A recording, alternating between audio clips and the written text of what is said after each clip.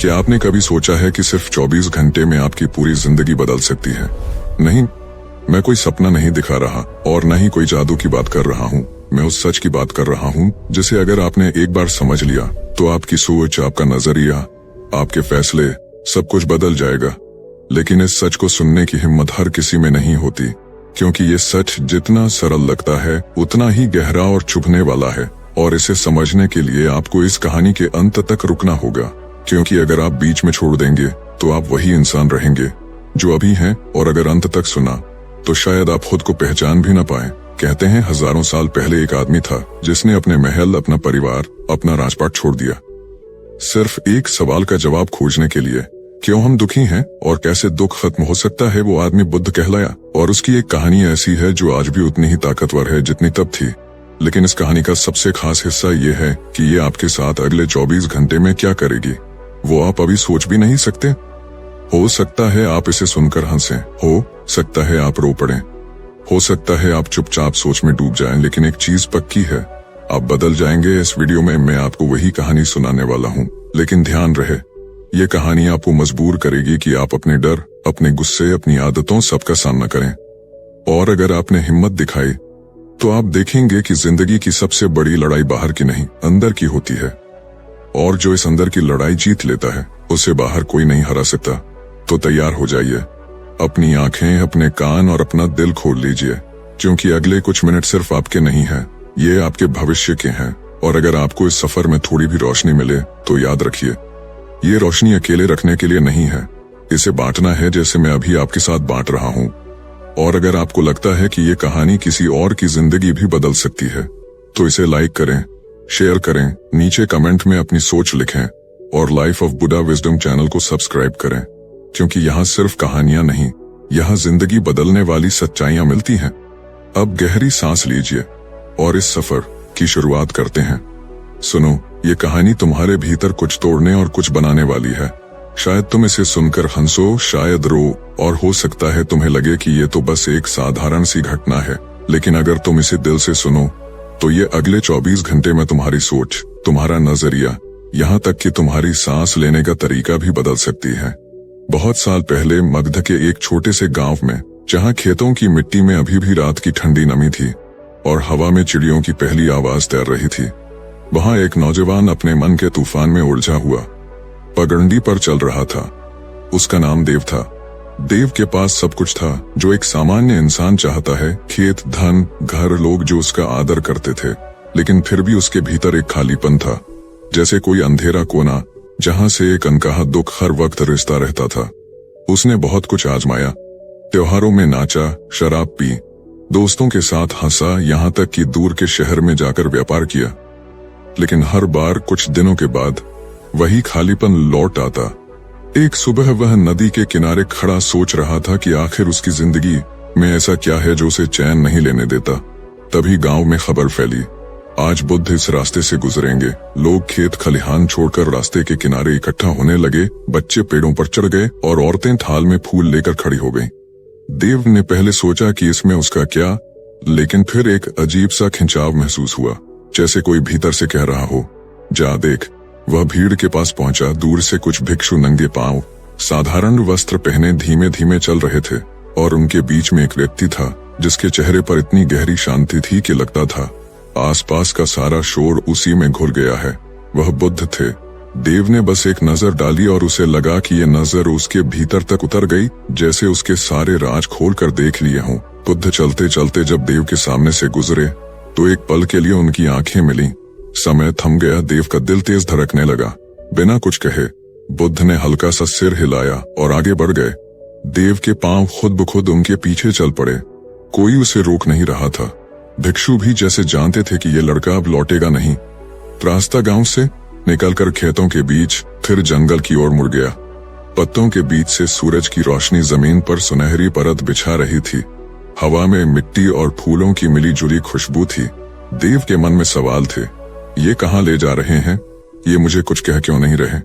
लेकिन उसने खुद को रोका। उसने महसूस किया कि बुद्ध के आसपास एक अजीब सी ऊर्जा है, जैसे सब कुछ शांत हो गया हो। जंगल गहरा होता गया, पक्षियों की आवाज धीमी पड़ने लगी और सिर्फ पैरों के नीचे सूखे पत्तों की चरमराहट रह गई। थोड़ी दूर चलने के बाद बुद्ध एक खुले स्थान पर रुके। वहां पास ही एक नदी बह रही थी। पानी इतना साफ था कि तल में पत्थर चमक रहे थे। बुद्ध ने देव की ओर देखा और बस इतना कहा, पार करो। देव ने देखा कि धारा तेज है। पहले कदम रखते ही ठंडा पानी टखनों तक चढ़ाया।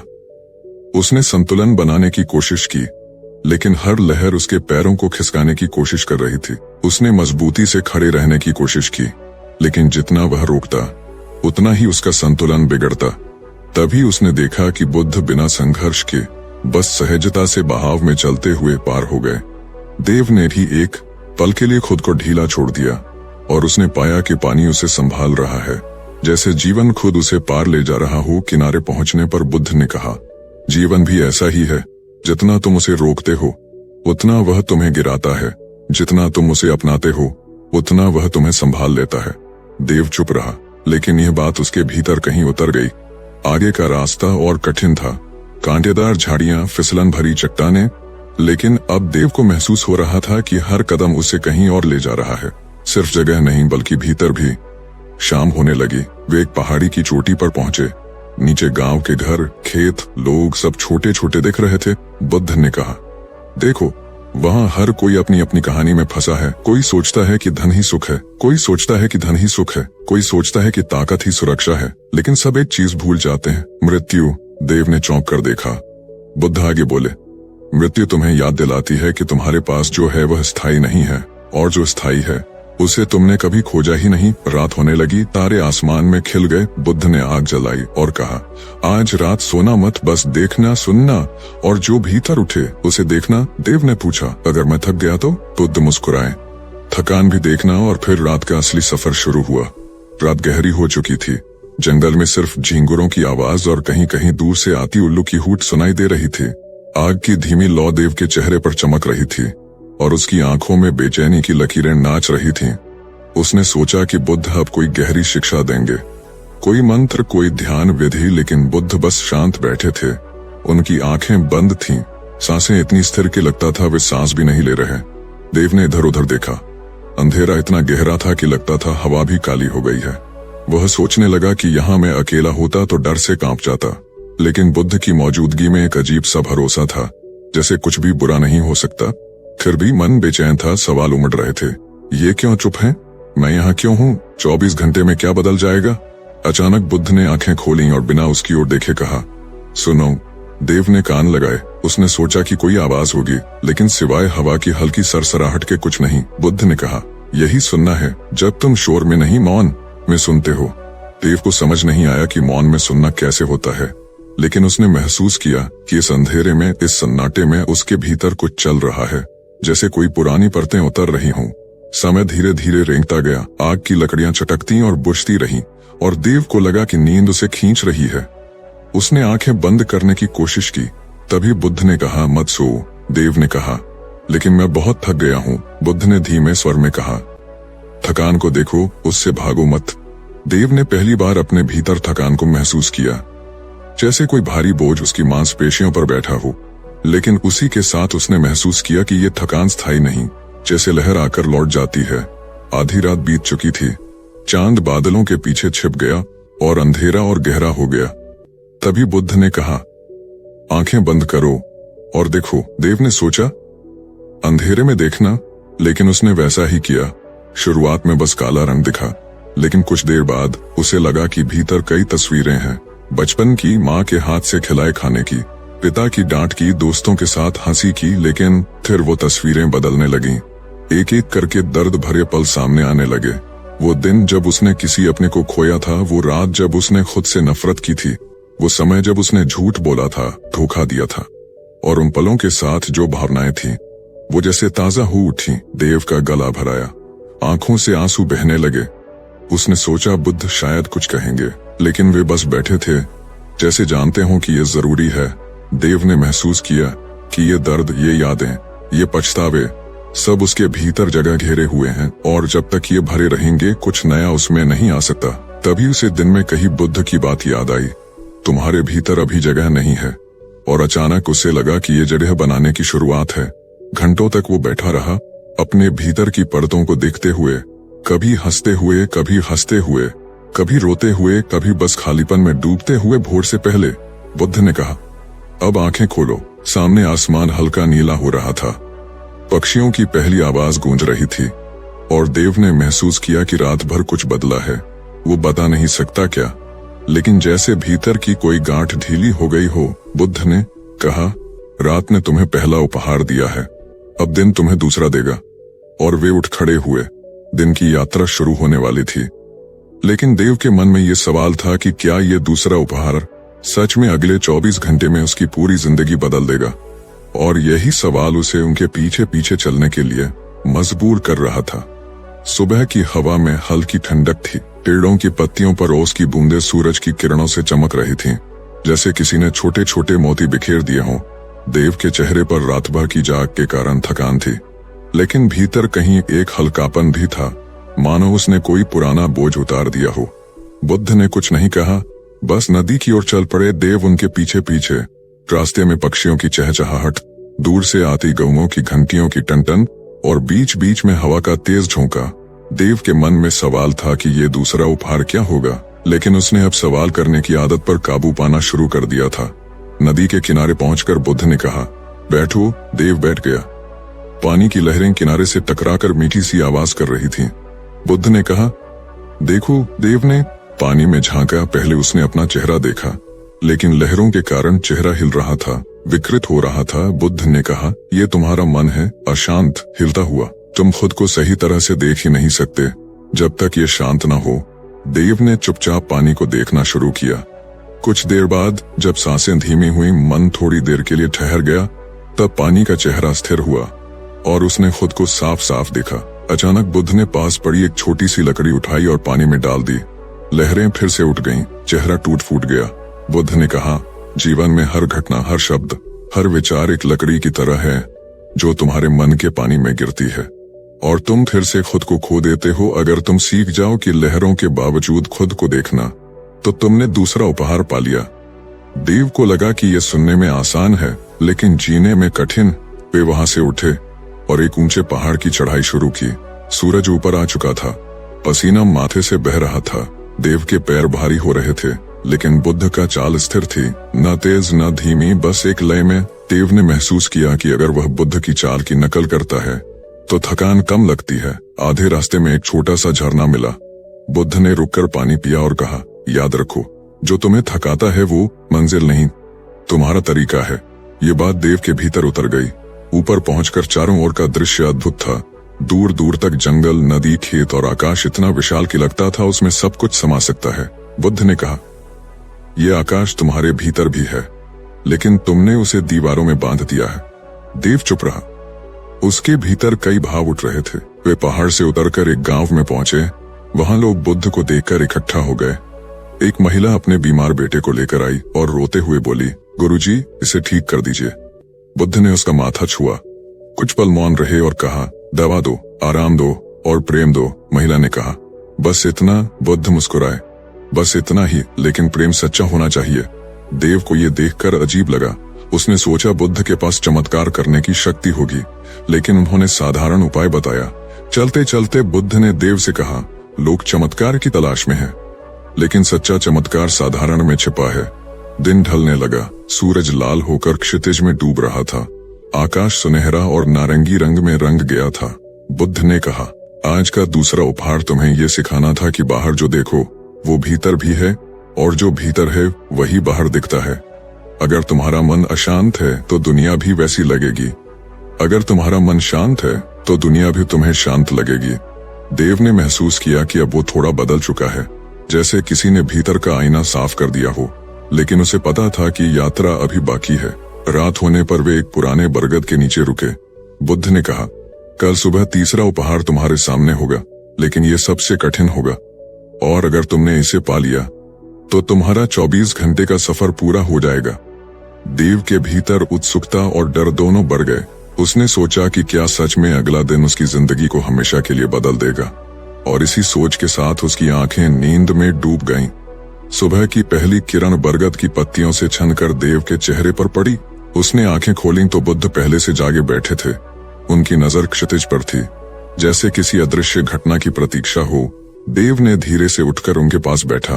बुद्ध ने बिना उसकी ओर देखे कहा, आज तुम्हारा तीसरा उपहार है, लेकिन ये उपहार लेने के लिए तुम्हें देना होगा। देव ने पूछा, क्या देना होगा? बुद्ध ने कहा, जो तुम्हारे लिए सबसे मूल्यवान है। देव के मन में तुरंत कई बातें आईं। उसके पास कोई खास चीज नहीं थी, लेकिन उसकी महत्वाकांक्षाएं, सपने और अहंकार जरूर थे। क्या वही देना होगा? लेकिन बुद्ध ने और कुछ नहीं कहा। वे उठे और जंगल के गहरे हिस्से की ओर चल पड़े।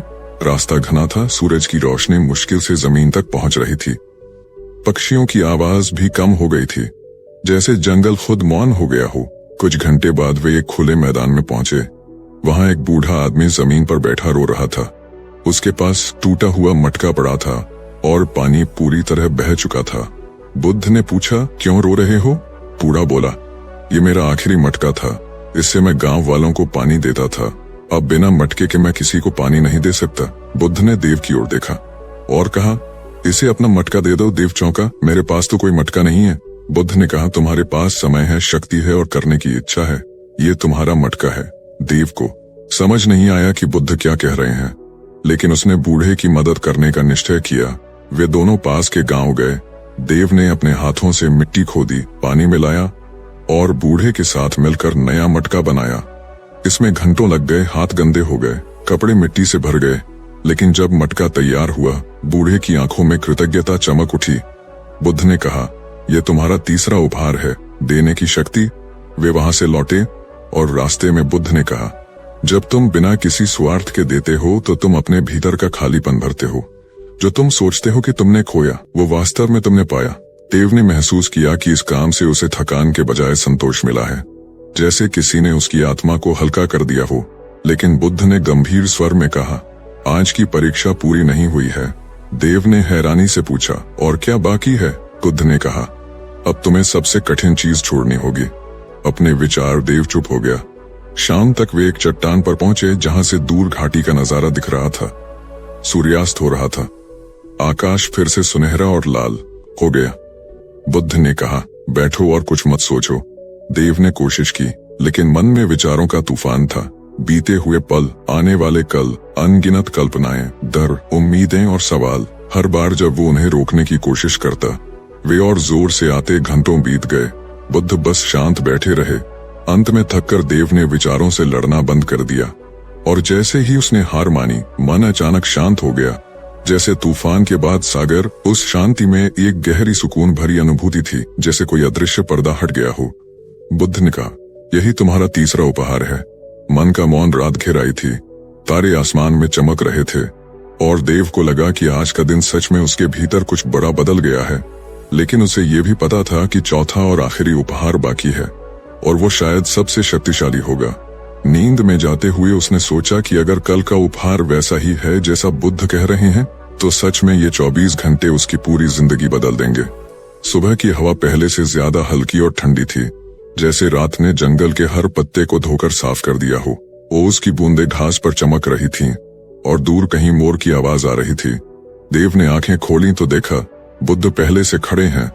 उनकी नजर क्षितिज के उस पार थी, जहां सूरज धीरे धीरे अपनी पहली किरण भेज रहा था। देव उठा और उनके पास पहुंचा, लेकिन आज बुद्ध का चेहरा पहले से अलग था, जैसे आज कोई बहुत बड़ा रहस्य खुलने वाला हो। उन्होंने कहा, आज तुम्हारा चौथा और आखिरी उपहार है, लेकिन ये तुम्हारी पूरी जिंदगी का सबसे कठिन सच भी है।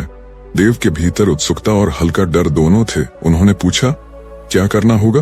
बुद्ध ने कहा, कुछ नहीं, सिर्फ देखना, लेकिन जो देखोगे उससे भागना मत। देव को ये बात अजीब लगी, फिर भी वो उनके साथ चल पड़ा।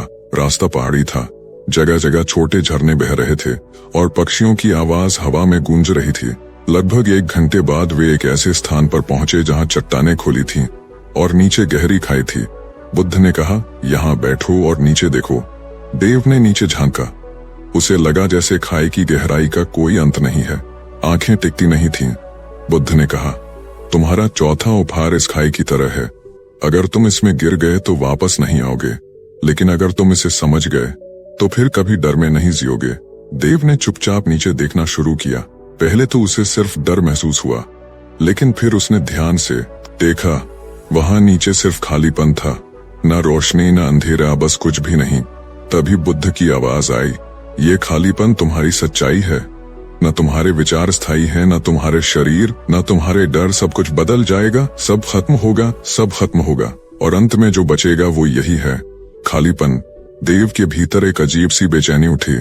उसने कहा, अगर सब कुछ खाली है तो जीने का मतलब क्या है? बुद्ध मुस्कुराए। यही तो चौथा उपहार है। खालीपन को समझकर तुम हर चीज की कीमत जान पाओगे, क्योंकि तुम्हें पता होगा कि यह हमेशा के लिए नहीं है।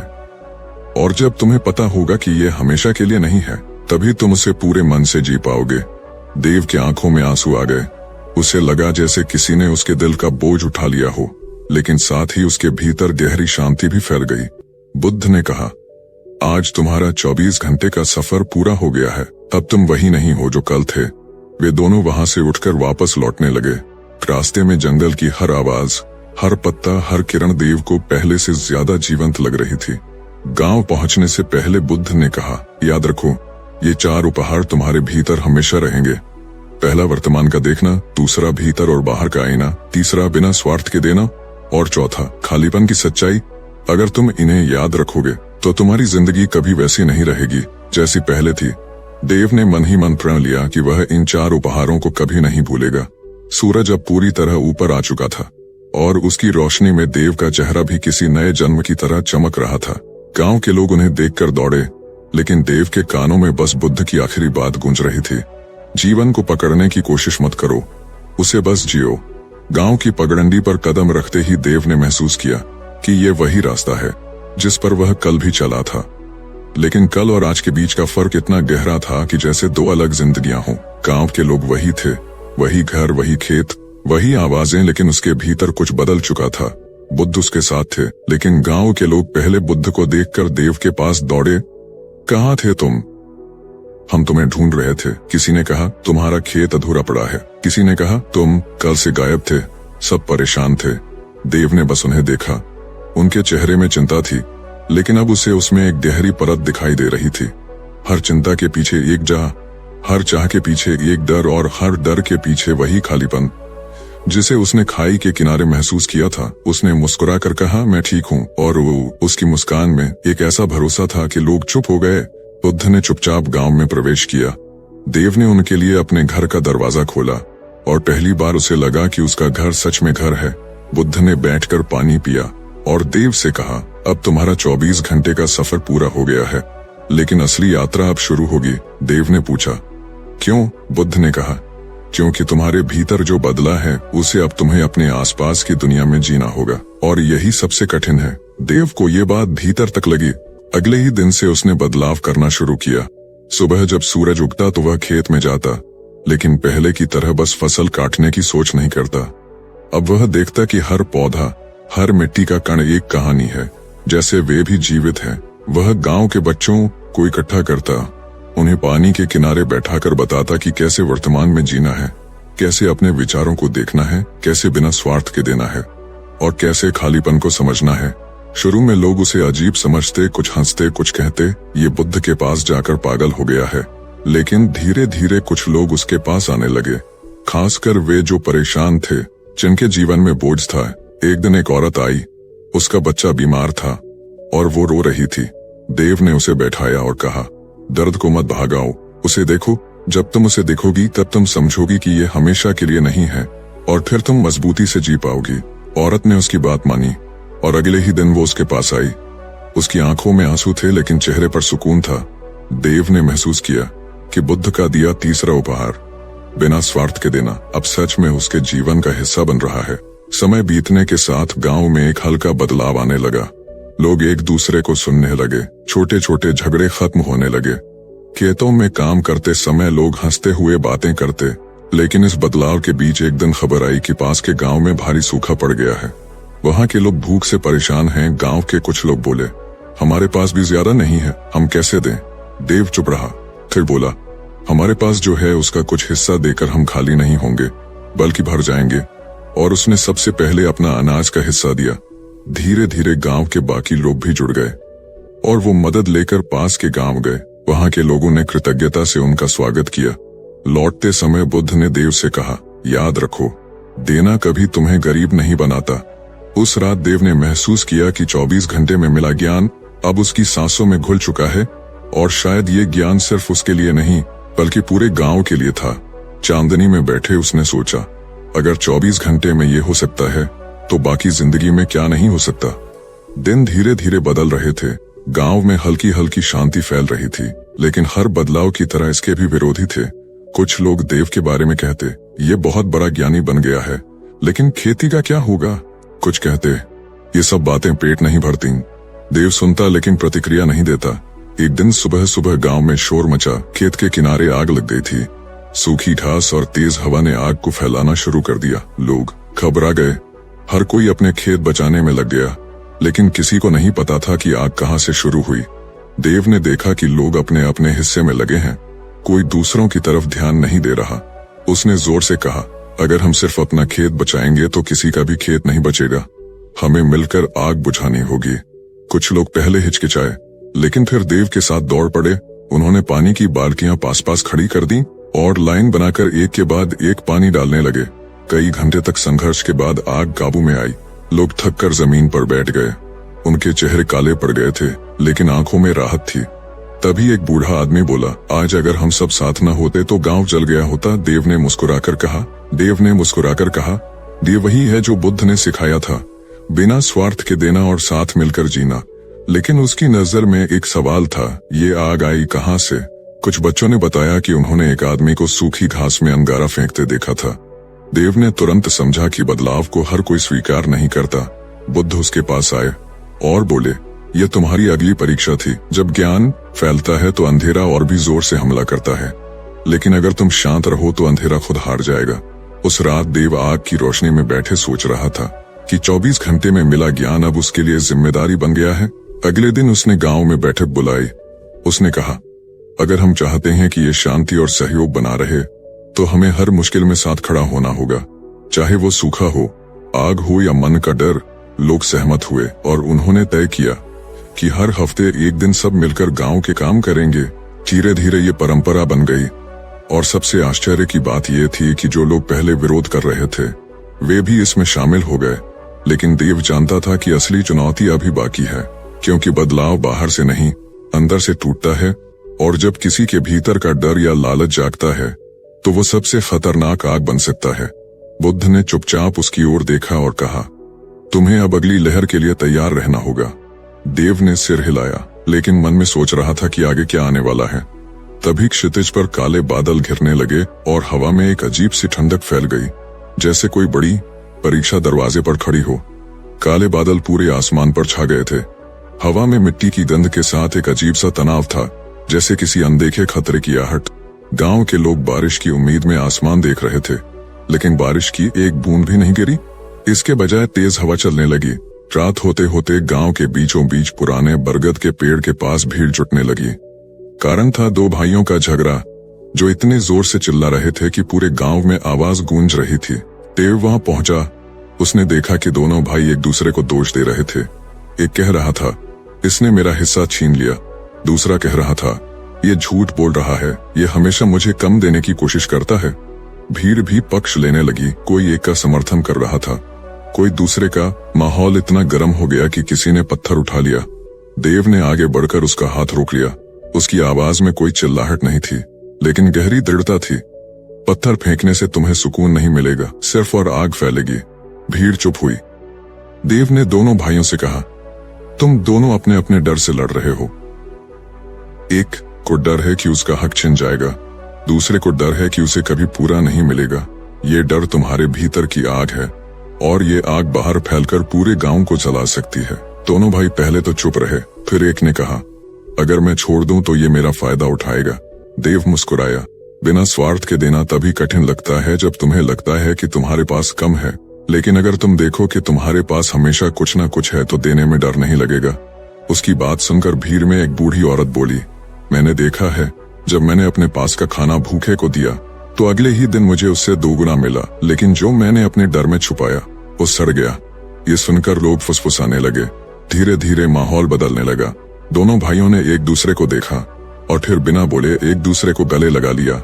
भीड़ ने राहत की सांस ली, लेकिन देव जानता था कि ये भीतर की आग का बस एक रूप था। ये कभी लालच बनकर, कभी ईर्ष्या बनकर, कभी अहंकार बनकर वापस आएगी।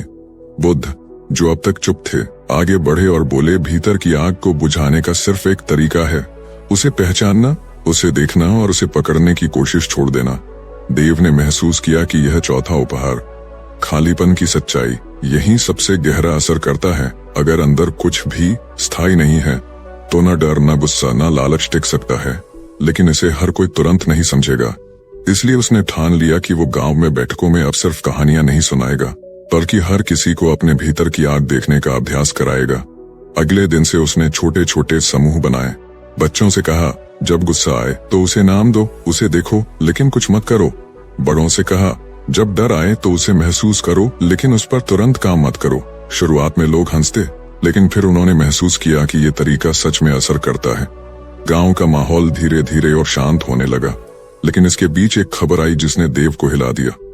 पास के गांव में लोग आपस में लड़ते लड़ते हथियार तक उठा चुके थे और वहां के कुछ लोग मदद के लिए देव के गांव की तरफ आ रहे थे। ये वो पल था जब देव को लग रहा था कि अब बाहर की आग और भीतर की आग एक साथ टकराने वाली है, और अगर ये टकराई तो शायद सब कुछ बदल जाएगा। शाम का समय था, आसमान पर सूरज आधा डूब चुका था और क्षितिज पर एक लाल सा धुंधल का फैल रहा था। दूर से धूल का बादल उठता दिखाई दिया। गांव के लोग चौकन्ने हो गए। कुछ बच्चे दौड़ते हुए देव के पास आए और बोले, पास वाले गांव के लोग आ रहे हैं, उनके हाथों में लाठियां और हथियार हैं। ये सुनते ही कई लोग डर गए। कुछ ने कहा, दरवाजे बंद कर दो, अपने घर संभालो। कुछ ने कहा, अगर वो हमला करेंगे तो हम भी जवाब देंगे। माहौल में डर और गुस्सा दोनों फैलने लगे। देव ने गहरी सांस ली और भीड़ के बीच जाकर खड़ा हो गया। उसकी आवाज साफ लेकिन शांत थी, जो आने वाले हैं वो हमारे दुश्मन नहीं हैं, वो डर और गुस्से के शिकार हैं, जैसे कभी हम थे। लेकिन कुछ लोग मानने को तैयार नहीं थे। एक जवान आदमी बोला, अगर हम उन्हें रोकेंगे नहीं तो वो हमें कुचल देंगे। देव ने उसकी आंखों में देखा, अगर तुम अपने भीतर की आग लेकर बाहर की आग से भिड़ोगे तो दोनों आग मिलकर हमें जला देंगी, लेकिन अगर तुम पानी बन गए तो आग खुद बुझ जाएगी। ये कहते हुए देव गांव के बाहर की ओर बढ़ा। उसके साथ सिर्फ कुछ लोग थे, बाकी अभी भी शक और डर में थे। जैसे ही पास वाले गांव के लोग करीब आए, उनके चेहरे पर थकान, गुस्सा और भूख का मिला जुला असर था। उनमें से एक ने चिल्लाकर कहा, हमें खाना दो, नहीं तो हम छीन लेंगे। देव बिना डरे आगे बढ़ा। उसने कहा, हमारा दरवाजा तुम्हारे लिए बंद नहीं है, लेकिन पहले बैठो, पानी पियो, फिर बात करेंगे। सामने वाले हैरान रह गए। उन्हें उम्मीद थी कि सामने से विरोध मिलेगा, लेकिन यहाँ तो उन्हें बैठने का न्योता मिल रहा था। उनमें से एक बुजुर्ग आदमी ने बाकी को इशारा किया और सब धीरे धीरे बैठ गए। देव ने गांव के बच्चों से कहा, पानी और थोड़ा अनाज लाओ। बच्चों ने बिना डरे सबके सामने कटोरियां रखी। कुछ देर तक सिर्फ खाने पीने की आवाज थी। फिर देव ने कहा, हम जानते हैं कि तुम पर सूखा पड़ा है और तुम परेशान हो, लेकिन अगर हम लड़ेंगे तो दोनों गांव तबाह हो जाएंगे। अगर हम साथ आए तो दोनों गांव बच सकते हैं। सामने वाले कुछ देर चुप रहे। फिर एक औरत बोली, हमारे यहाँ बच्चों को भूखा सुलाना पड़ रहा है, हम डर गए थे कि यहाँ भी कुछ नहीं मिलेगा। देव ने कहा, डर सबसे बड़ी आग है, ये हमें वह करने पर मजबूर कर देती है जो हम सामान्य समय में नहीं करते। लेकिन अगर हम डर को देख लें तो ये हमें नहीं जलाएगी। धीरे धीरे माहौल नरम होने लगा। पास वाले गांव के लोग हथियार नीचे रखने लगे। तभी पीछे से देव के अपने गांव का एक आदमी चिल्लाया, ये मत भूलो, ये लोग तुम्हारे दुश्मन हैं, ये तुम्हें धोखा देंगे। देव ने उस आदमी की तरफ देखा। उसकी आंखों में वही पुराना डर और शक था, वही भीतर की आग। देव ने उसके पास जाकर कहा, अगर तुम्हें डर है तो उसे देखो, लेकिन उसे अपने फैसले का मालिक मत बनाओ। उस आदमी की आंखें भर आईं और उसने चुपचाप सिर झुका लिया। उस दिन दोनों गांवों के लोग एक ही जगह बैठे, खाना साझा किया और तय किया कि वे मिलकर सूखे का सामना करेंगे।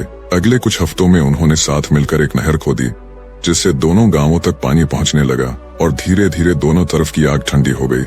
उस रात बुद्ध ने देव से कहा, आज तुमने समझ लिया कि भीतर और बाहर की आग अलग नहीं होती, वे एक दूसरे को खिलाती हैं, और अगर एक बुझा दो तो दूसरी भी खत्म हो जाती है। देव ने आकाश की ओर देखा, जहां अब तारों की चमक थी और हवा में शांति थी, और उसने महसूस किया कि 24 घंटे में शुरू हुई यात्रा अब कई जिंदगियों को बदल चुकी है। लेकिन भीतर से उसे पता था कि यह अंत नहीं है, बल्कि एक नई शुरुआत है। सुबह की पहली किरण गांव पर पड़ी और हवा में एक अलग सी हल्की सी महक थी, जैसे किसी ने रात भर पूरे गांव को साफ कर दिया हो। लोग धीरे धीरे अपने घरों से बाहर आने लगे और देखा कि देव पहले से ही गांव के बीचों बीच पुराने बरगद के पेड़ के नीचे बैठा है। उसकी आंखें बंद थीं, चेहरा शांत और सांसों में एक गहरी स्थिरता। बच्चे धीरे से पास आए, बड़ों ने भी दूरी बनाकर घेरा बनाया। आज कोई हंगामा नहीं, कोई विवाद नहीं, बस एक सन्नाटा जो शब्दों से ज्यादा बोल रहा था। देव ने आंखें खोली और कहा, कल जब हम दो आग को मिलते देख रहे थे तब मैंने समझा कि असली बदलाव तब होता है जब हम खुद को बदलते हैं, क्योंकि अगर हम नहीं बदलते तो हालात चाहे जो भी हों हम उन्हें उसी पुराने नजरिए से देखेंगे। लोग ध्यान से सुन रहे थे। किसी ने पूछा, लेकिन बदलाव शुरू कहाँ से हो? देव ने मुस्कुराकर कहा, देखने से, सिर्फ देखने से। जब तुम गुस्सा देखो तो उसे पहचानो, जब डर देखो तो उसे पहचानो, जब लालच देखो तो उसे पहचानो और फिर उसे पकड़ने की कोशिश मत करो। एक औरत ने कहा, लेकिन अगर मैं ऐसा करूं तो क्या मैं ऐसा करूं तो क्या मैं कमजोर नहीं बन जाऊंगी? देव ने कहा, कमजोर वो होता है जो अपने डर के हिसाब से फैसले लेता है।